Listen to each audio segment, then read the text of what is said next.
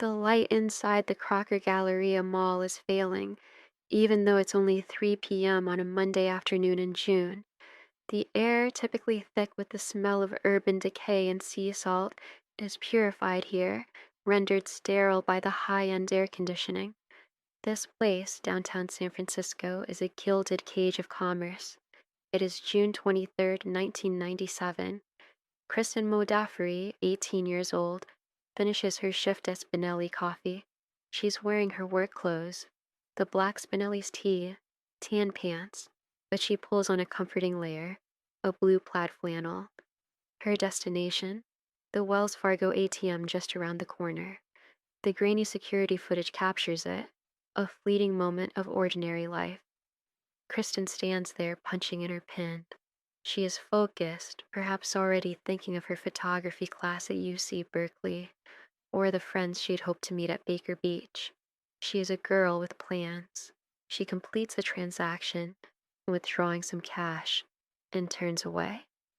She tucks her dark green Jansport backpack snugly over her shoulder. What happens next is where the reality of the case breaks apart and the nightmare begins. She doesn't head immediately toward the Mooney 38 Geary bus stop, the path that would take her back to her Oakland house. Instead, she is seen by a coworker, wandering the second floor of the Galleria, engaged in conversation. Her companion, an unidentified woman. She's described as blonde, possibly a stranger. Think about that moment. Kristen, independent and self-directed, stops for a chat with someone no one recognizes. Was it a planned meeting? Was it a solicitation? Was she simply lost in conversation with a new friend she'd made in the city? The camera didn't catch the blonde woman. The coworker didn't hear the words. And no one, in the nearly 3 decades since, has ever come forward to identify themselves as the last person to see Kristen Modafferi alive. The trail, moments after she secured cash and walked away from her job, is split in two: the confirmed ATM withdrawal and the phantom stranger. Which path did Kristen take? The one toward the light of the beach, or the one into the shadow of that unidentified conversation? Kristen's time in California from her 18th birthday on June the 1st to her disappearance on June 23rd spanned just 23 days. It was a brief, dazzling prelude to a life that would never be fully lived. To understand the void, we must first understand the life that filled it. Kristen Modafferi was defined by agency. She wasn't simply following her parents' orders. She built the summer herself. She was a gifted, artistic, and driven woman, the kind of person who leaves nothing to chance. She was an industrial design student at North Carolina State University, known for her beautiful portraits and sculptures. She was in San Francisco to take a photography course at UC Berkeley, a pursuit that speaks to her desire to capture and understand the world. She had arranged her housing in Oakland at 274 Jayne Avenue through an early version of online classifieds or a message board. This decision, to live with 4 male roommates, strangers really, was viewed by her parents with some trepidation, but Kristen, fresh into adulthood, saw it as part of the grand, brave adventure. She was navigating the early internet, seeking a true urban experience. She was ready to explore the Bay Area, a place her family had visited and loved. The official timeline of absence begins on Monday, June 23rd, 1997, 3 p.m. Kristen leaves Spinelli Coffee. Last known independent action is the ATM withdrawal. Monday, June 23rd, 1997, approximately 3:45 p.m. Last known sighting, speaking to the blonde woman in the Galleria. Tuesday, June 24th, 1997. Kristen fails to show up for her first photography class at UC Berkeley. She does not call in sick. Her personal belongings, including her favorite camera, her art supplies, her purse, and her glasses, are still in her room in Oakland. Wednesday, June 25th, 1997. Still no word. The 4 roommates in Oakland, none of whom knew Kristen intimately, note her continued absence, but don't yet report her missing. This initial lack of urgency is a critical blow to the case. Friday, June 27th, 1997, Bob Modafferi, Kristen's father in North Carolina, calls the Oakland landline. The lack of a response from Kristen prompts the fateful callback from one of the roommates, who informs him that Kristen has not been seen for 3 days. Later that same day, Bob and Debbie Modafferi board a flight to San Francisco. They report her missing to the Oakland Police Department immediately upon arrival. The first 7 days of the case were defined by bureaucratic failure and familial desperation. Because Kristen was 18, and because she was living with the new casual acquaintances, the Oakland police initially logged the report as a potential voluntary runaway. Detective Pat Mahoney and investigator Tim Hames of the OPD did not launch a full-scale investigation until Monday, June 30th, a full week after Kristen vanished. In that lost week, critical evidence could have been degraded, discarded, or cleaned away. The Modafferi family, recognizing the police's delay, immediately hired a private investigator named Dennis Mahon. Mahon hit the ground running, canvassing the neighborhood, questioning the roommates, and applying pressure where the police were dragging their feet. The family's immediate action, raising a $50,000 reward, showed the depth of their conviction. As her mother Debbie said, "You either crawl in a hole and die and give up, or you can fight. There is no choice for us. We were going to fight for our daughter." The first tangible forensic evidence arrived in the form of a bloodhound track. Police dogs traced Kristen's scent from the Spinelli Coffee shop out of the Crocker Galleria and directly to the Muni 38 Geary bus stop. This confirmed her initial intent to take public transit. But the trail didn't end there.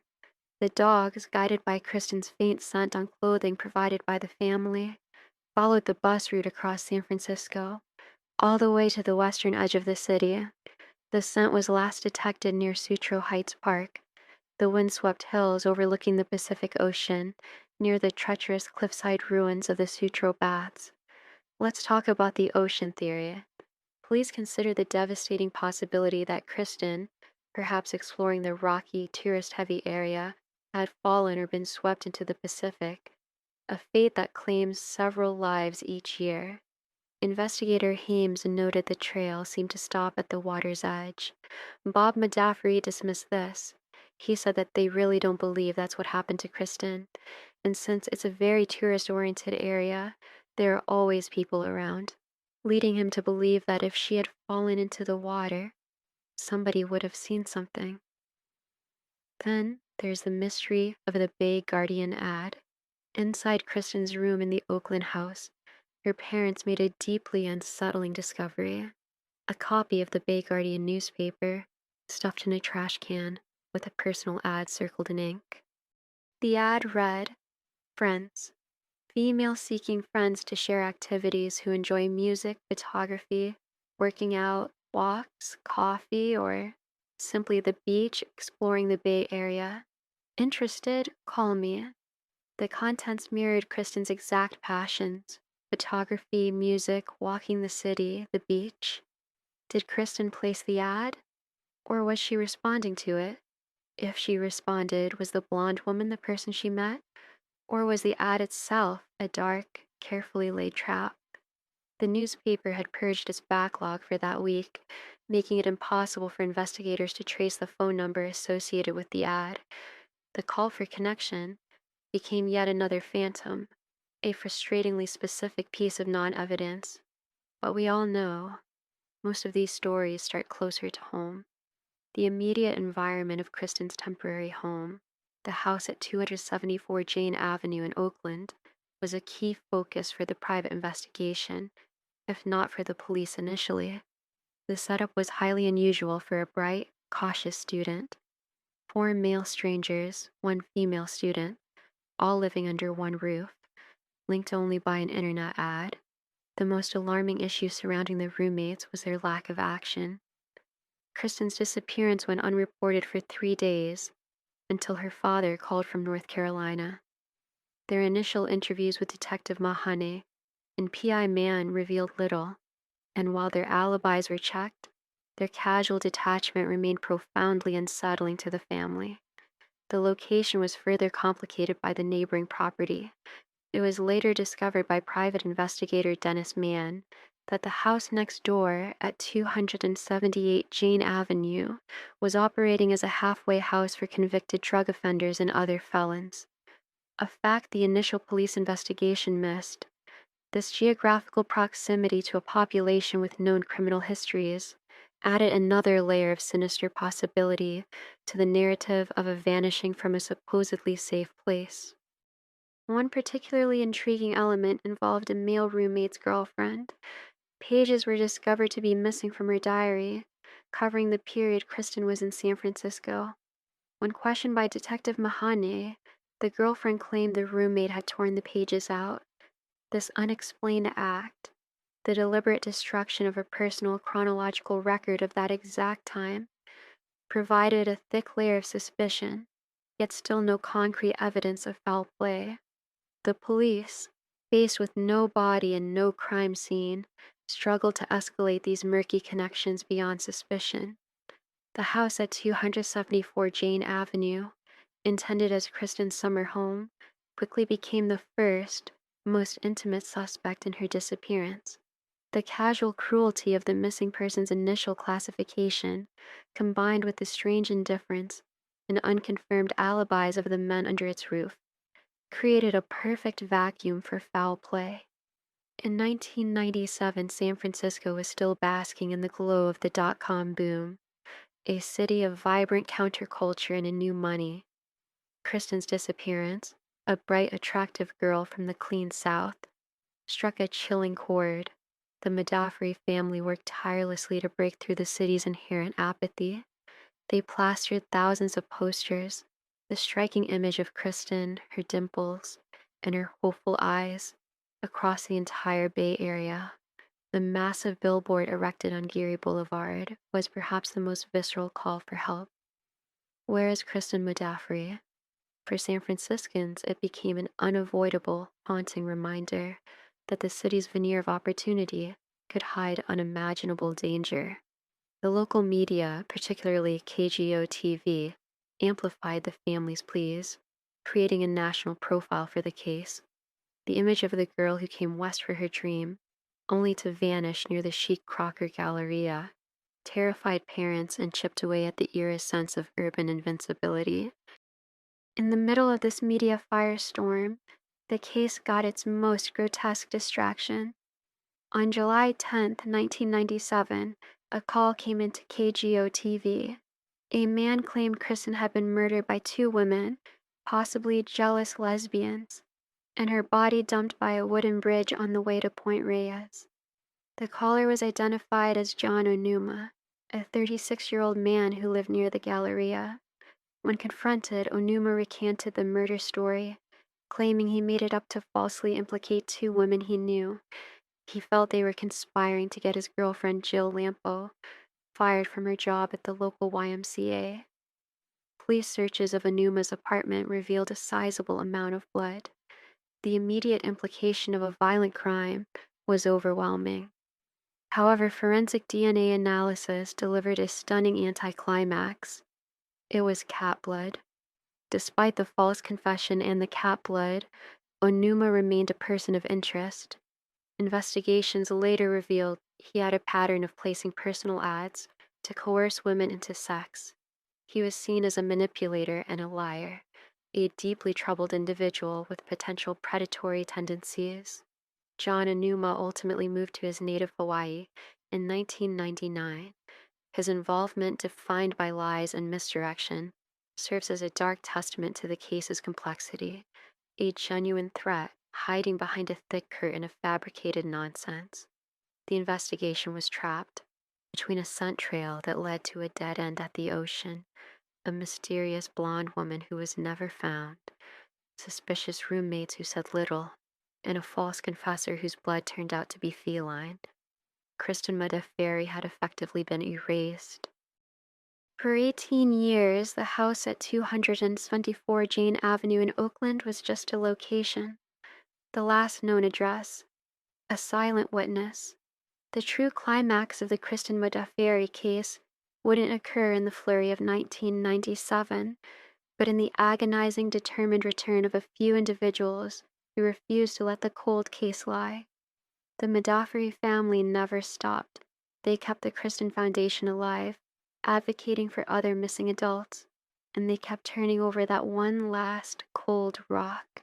In 2015, the family's private investigator hired Paul Dostie, a retired police sergeant and a renowned forensic investigator, along with his cadaver dog, a black Labrador named Buster.